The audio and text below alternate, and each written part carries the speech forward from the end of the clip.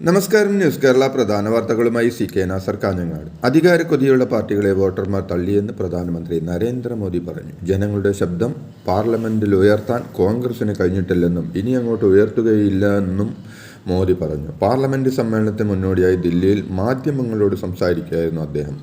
പാർലമെന്റിലെ തുറന്ന സംവാദങ്ങളെ കോൺഗ്രസ് അടക്കമുള്ള പാർട്ടികൾ നിരന്തരം തടസ്സപ്പെടുത്തുന്നുവെന്നും ജനം തള്ളിയ ഇക്കൂട്ടർ സഭയെ കൂടി മലീസപ്പെടുത്തുന്നുവെന്നും അദ്ദേഹം പറഞ്ഞു. യുവ MP-മാർക്ക് ഈ ബഹളത്തിൽ ഒന്നും ചെയ്യാൻ കഴിയുന്നില്ലെന്നും മോദി കൂട്ടിച്ചേർത്തു.